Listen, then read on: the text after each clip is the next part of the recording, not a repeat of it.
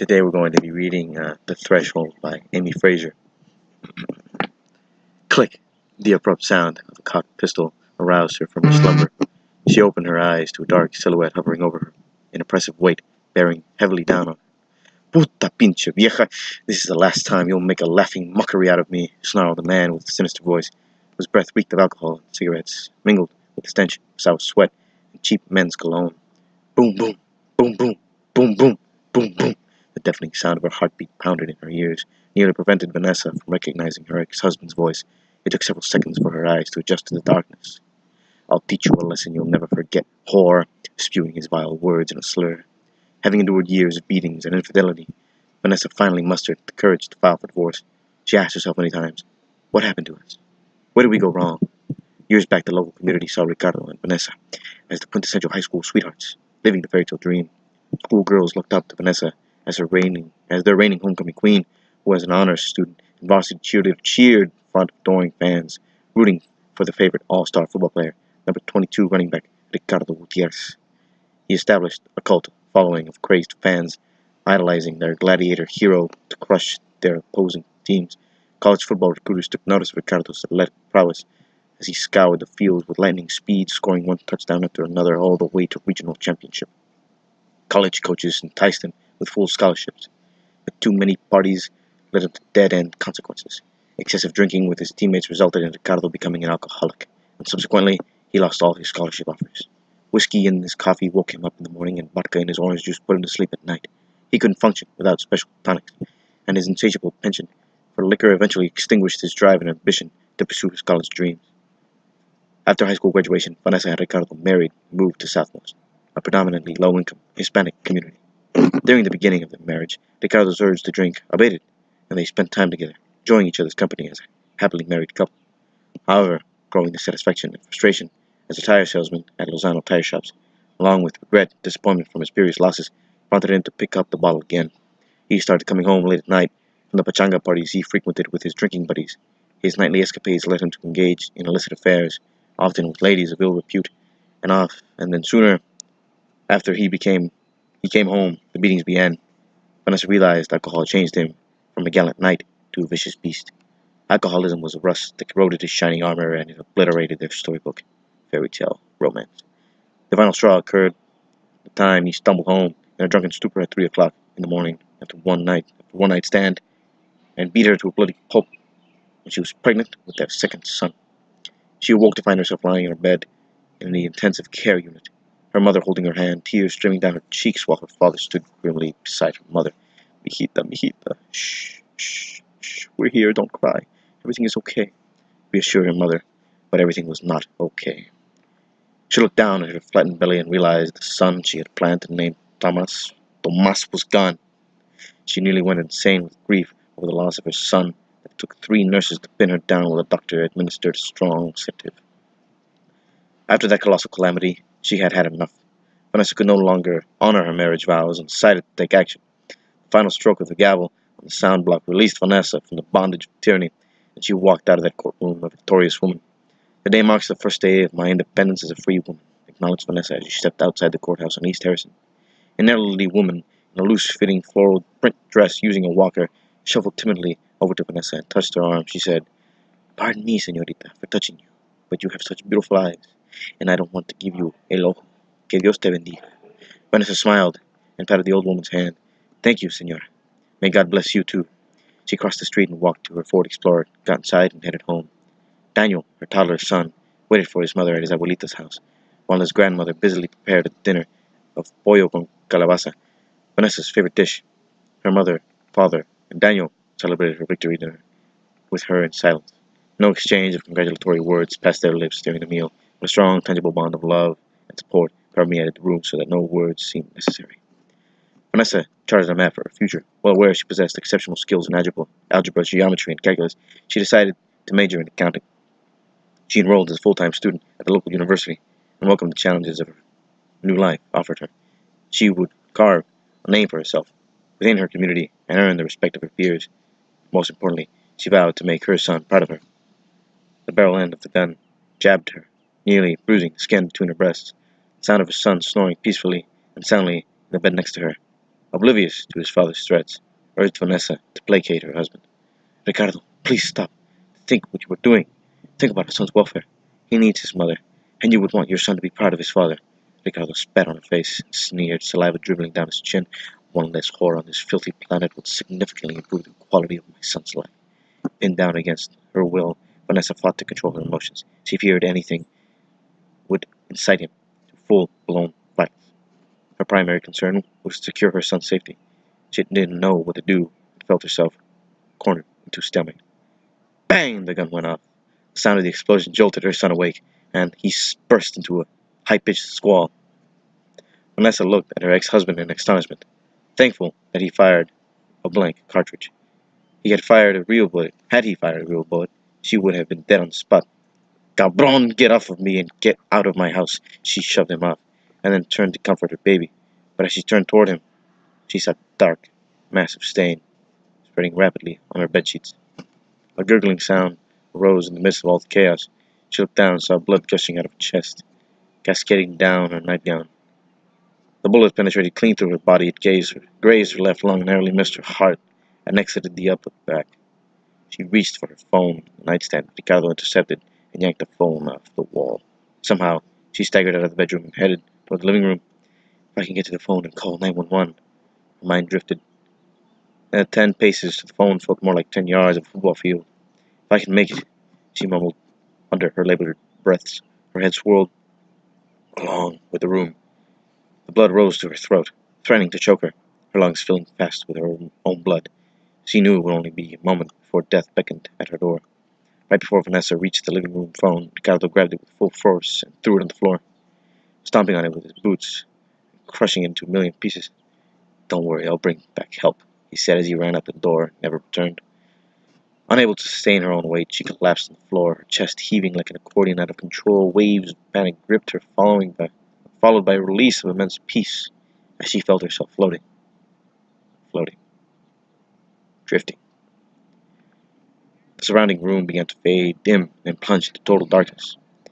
From a far distance, she saw a tiny speck of light, almost unperceivable. Suddenly, an inexplicable force propelled her toward that light at breakneck speed. The closer she got, the faster she moved, and the brighter the light appeared. As she reached the threshold of this brilliant light, an all-consuming energy of love in its purest form engulfed her. She had never experienced love of this magnitude. She reached to cross, but an invisible hand held her back. A tiny voice, almost inaudible, cried out to her, "Mommy, Mommy." Although every fiber of her being yearned to immerse herself into that light, she couldn't leave her son alone in that cruel, dark, unforgiving world. The next instant, a vacuum-like force sucked her back through the dark tunnel, and within what seemed like seconds, she landed with a loud thump. The force and impact of returning to her body jump-started her heart and jolted her back to consciousness. She opened her eyes, finding herself still lying on the floor. From indescribable love to indescribable pain, she came back for her son. She saw Daniel lying on the floor next to her, hiccuping in his sleep, with tear-stained cheeks, holding his velvety soft green and white polka-dot blanket and sucking on his thumb at intervals. "Bless your little heart, my son. I love you, Daniel. I love you so much." She had no idea how long she'd been lying there. Had it been a few minutes or a few hours? Her 18-month-old son had climbed down from her bed and walled over to find her unconscious and unable to wake her up. He must have cried himself to sleep, my poor baby. At the stroke of 6, the clock in the living room wall chimed, serving as a reminder that time stood still for no one. But for Vanessa, time was of the essence. She needed medical attention now, and she needed it fast. But alone with her son and without a phone, how could she call for help? Claps of thunder pealed in the nearby distance, followed shortly by a bright streaks of lightning penetrating the dark, ominous sky. She heard the storm brewing, and within minutes, rain pelted against the rooftop. Like a combat soldier crawling cautiously under rows of tripwire, Vanessa inched her way slowly to the front door that had been left open. It's 6 o'clock. The Martinezes are awake. They're early risers. Right about now, Luis is preparing the coffee and breakfast for Ernesto, thought Vanessa. With no other recourse, Vanessa crossed the doorway, careful to close the door behind her to prevent her son from going outside into the storm once he woke up. Before the door closed completely, she took one last lingering look at her son, not knowing if she would ever see him again. Heaving a great sigh, she crawled outside into the open darkness. She gritted her teeth and winced in agony as she descended the wet, slippery footsteps, slamming down hard on the pavement that lacerated her arms and legs. Her body covered with scratches and bruises, the rain continued to pour relentlessly. She crept onto the lawn, marred by many protruding rocks between the two houses, the rain splattering on her back and cleansing off some of the blood that had begun to coagulate. The perforating chest wound set her ablaze with scorching heat, and the smell of burnt skin nauseated her. Vanessa wailed, "Oh Lord, is this it? Is this how I'm going to die?" An angry clash of thunder rumbled through the heavens, and dark foreboding clouds loomed over her. She remembered a week ago her mother telling her, "Vanessa, don't spend your money on your brother. Let him buy the homecoming mom for his date." She responded, "Mama, why not?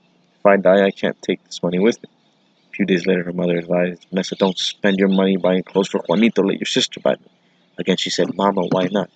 He's my 6-year-old nephew, and he needs clothes for school. Besides, if I die, I can't take any money with me." She recalled soon after, a prevailing atmosphere of doom hovered over her. The jagged rocks of the lawn scraped her body. The wet grass brushed against her skin as she forged on forward through the rain, like a wounded lioness limping through the dense jungle.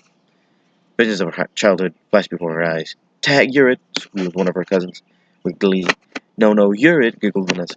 Her cousin Sylvia shouting, "Okay, Simon says, take 3 steps forward and 2 steps back."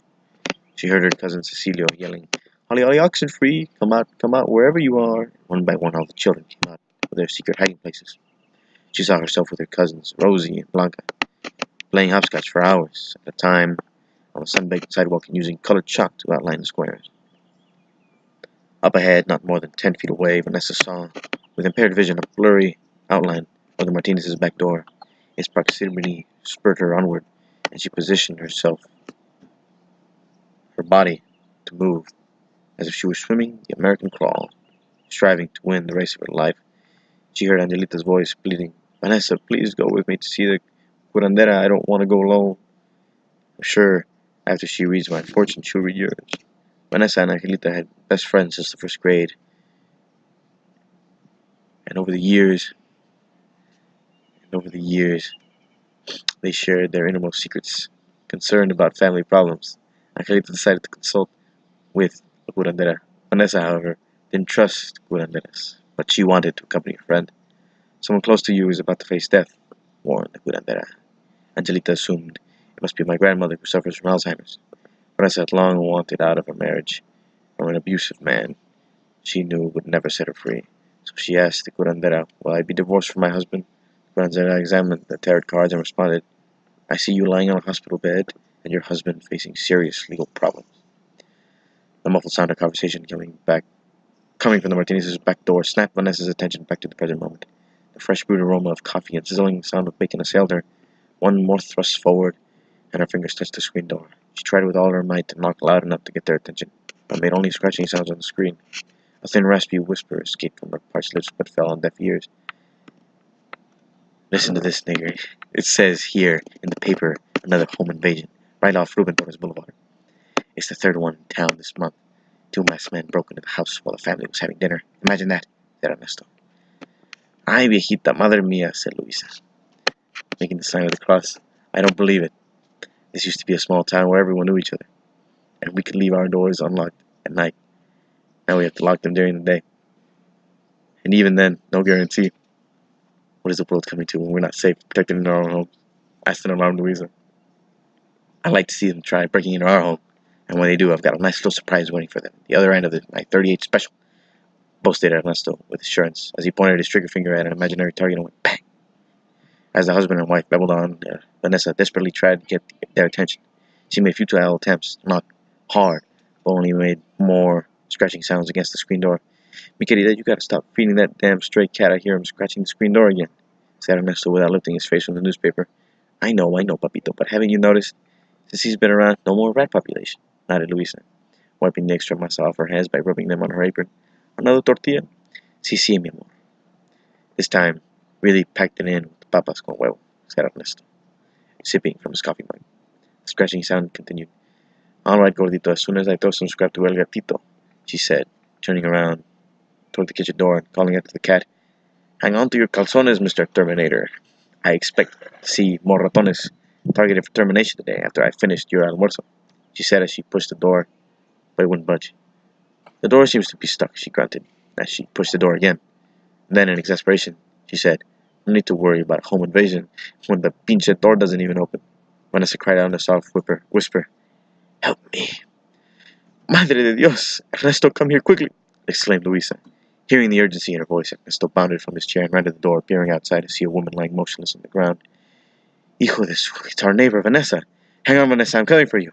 Ernesto feared pushing the screen door against her body would cause more injury, so he said, Luisa, get me some blankets, call 911. I'll have to go through the front door and around the house to reach her. Right, responded Luisa, bumping into each other as they scurried off in different directions. Luisa quickly returned, giving Ernesto several dry, warm blankets before he scampered out the front door. Luisa picked up the phone and frantically dialed 911. Hello? This is Luisa Martinez at 2205 Tulipan. Send an ambulance, quick. What? No, it's not for me. Does it sound like I'm injured? A screeching parrot. What do you mean, calm down? My neighbor Vanessa Gutierrez is lying on our back porch, barely hanging on by a thread, so tell him to hightail it here pronto. Fearing that Vanessa might have injured her vertebrae, Ernesto decided against moving her, so he wrapped the blankets securely around her to keep her warm, try to shield her from the rain. Vanessa, dear, stay with me. The ambulance is on its way. In an attempt to speak, Vanessa struggled to lift her head, but Ernesto held her down gently. What is it, dear? What are you trying to tell me? He lowered himself and heard Vanessa whisper, Ricardo. The shrill sound of an approaching siren disrupted the quiet neighborhoods. Come one, come all, to Lax Madness Moonlight Sale. Thursday and Friday nights only. Sale ends at midnight.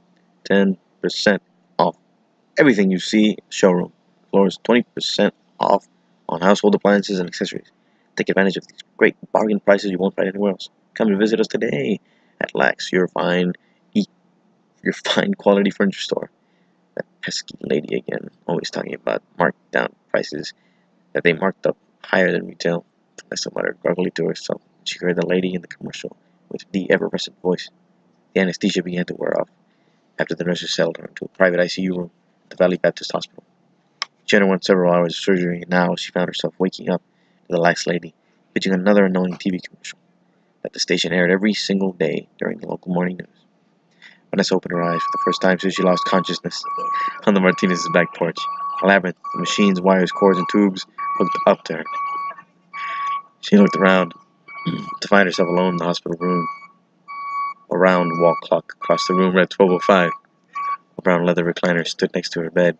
Yellow chintz curtains decorated the window off to her right. A 32-inch screen TV mounted high on the wall in front of her. Someone had apparently turned it on. She had no recollection how she got here, and worried if her son was safe with the family. This is Channel 5 exclusive news breaking report. 24-year-old Vanessa Gutierrez of Brownsville was pronounced dead from an inflicted gunshot wound this morning inside her home at 2200 Tulipan after paramedics attempted to resuscitate her from alleged domestic violence assault and attempted homicide. The person of interest is believed to be 25-year-old Ricardo Gutierrez, ex-husband of the deceased, who is currently at large, armed, and dangerous. He was last seen by eyewitnesses crossing the Brownsville Gateway Bridge early this morning. If you have any information about his whereabouts, please contact the Brownsville Police Department at. Dumbfounded, Vanessa looked around, wondered which planet she jumped on. Am I dead? Or am I alive? Am I in some kind of parallel world, maybe inside the Twilight Zone? Time warp, trapped in another dimension? She could feel the hairs on the back of her neck stand up. The door swung open and a petite Philippine nurse walked in, dressed in a crisp white nurse's uniform. Holding a pen and clipboard, she stopped at the foot of the bed, picked up Vanessa's medical chart, meticulously checking each item on the list. Feigning sleep but peeking between closed eyelids, Vanessa kept a vigilant eye on the nurse and held her breath. I'm not a ghost. I'm not a ghost. Oh, please, Lord, let her see me. I'm not a ghost, she chanted to herself. 5 minutes elapsed while the nurse, believing the patient to be asleep, continued absorbing all the data. After a thorough check, the nurse returned to the chart. She looked up, turned, and pivoted around the corner of the bed toward the patient. Vanessa lay immobilized, still holding her breath, unable to move or utter a sound. Here she comes, not for the moment of truth, thought Vanessa apprehensively. At the head of the bed, the nurse stopped. She turned and attended to the machines, adjusting knobs, dials, meters, and gadgets. Several more minutes passed. The suspense is practically killing me if I'm not already dead. If I have to wait one more minute, I'll find myself inside a morgue instead of a hospital. Vanessa squirmed in anguish. And how are we doing today, Miss Gutierrez? Asked the nurse, flashing a radiant smile. What? It's time to take your temperature, Missy, said the nurse, holding up the thermometer. You see me? You actually see me. So I'm alive? Asked Vanessa. All vital signs from the machines indicate you are still very much alive, Miss Gutierrez. So I'm not going to wake up from a dream and find out I'm dead? Not on my watch, you're not, said the nurse with conviction, inserting the thermometer in Vanessa's mouth. Hushed tones of whispers and murmurs stirred Vanessa awake from a fitful night's sleep. She opened her eyes to see her bed surrounded by half a dozen men and women, dressed in white blazers and stethoscopes. They appeared engrossed by a man in the middle of the group, holding up an X-ray chart, and explained to his colleagues, "We can see from this X-ray that the patient sustained a hard contact wound from 22 Magnum. She had been shot from a distance. The bullet would have ricocheted inside her body like a pinball machine. The body has a remarkable ability to heal itself from critical injury, so by the time she reached the hospital, the hemorrhaging had already stopped. The EMS inserted the intracostal drain with suction." After a brief discussion of the patient's case, his colleagues affirmed his assessment and treatment of the injury. They congratulated him on his success. "Not at all, ladies and gentlemen. Without the teamwork effort from my staff, none of this would have been possible," insisted Dr. James Cavazos, chief cardiothoracic surgeon at Valley Baptist Hospital. "The most important, much credit, praise goes to our star patient, Miss Gutierrez, whose courage and stamina made it possible for her to pull through with an amazing recovery." Everyone nodded in agreement and turned to face the patient. They applauded her with congratulations and waited politely, as if they half expected her to stand up, decked out in her hospital garb, to deliver a thank you speech for winning an Academy Award for Best Actress in a Leading Role. A week had passed now since the incident, and Vanessa had been taken out of the ICU and transferred to a regular hospital room. Daniel had been staying with her parents while she convalesced. Dr. Cavazos approached her, cupped her hands in his, and said, "How are you feeling this morning, Vanessa?" "Okay, doctor. Atta girl, you'll be up and running in no time," he said, smiling as he examined her. "You must realize your recovery is nothing short of miraculous. Take a look at this X-ray. The bullet hit you somehow bypassed your vital organs. If that bullet had traveled a little to the right or a little to the left, the outcome would have been quite different. The chances of anyone surviving a bullet from that trajectory are 1 in a million. You took a miracle bullet." "I'm still mystified by all that's happened, doctor. No words can ever express my gratitude for saving my life. God must have a very special plan for you. He's giving you a second chance at life. So embrace it with open arms and make the most of it. Now that you're out of the ICU, you have a little visitor waiting outside who's eager to see you." At that moment, the door opened, and little Daniel came running in shouting, "Mommy, Mommy," followed by a few steps behind by Grandma and Grandpa. In the waiting area sat Luisa and Ernesto Martinez, one holding a bouquet of assorted flowers and the other carrying a bag of fresh baked empanadas. "I can't remember if Vanessa prefers the pumpkin or sweet potato empanadas," wondered Luisa. "What's the difference? They both taste the same to me," remarked Ernesto. "Are you off your rocker? You're comparing a squash to a potato. That's sacrilege. If the Rio Grande Empanada Association ever gets wind of this, they'll have my baking license revoked and ban you from every panaderia in the valley," retorted Luisa. Lurking outside in the shadows stood a familiar figure, whose breath reeked of alcohol and cigarettes. Dark, sinister thoughts clouded his mind. If I can't have her, then I'll see to it that no one else will. The thought elevated his mood. He took a long drag from his cigarette and flicked its ashes on the flower petals from a nearby hibiscus bush. He then took a swig of spirits from the flask he held in his other hand. He closed his eyes, his head slightly swaying from side to side, raptured by an imaginary tune strumming inside his head. His lips curved upward to a smile, and he began whistling softly. He bided his time for the right moment to strike, unaware that 50 feet away, sitting inside a car in the hospital parking lot, an undercover agent watched him methodically through the lens of his high-powered rifle.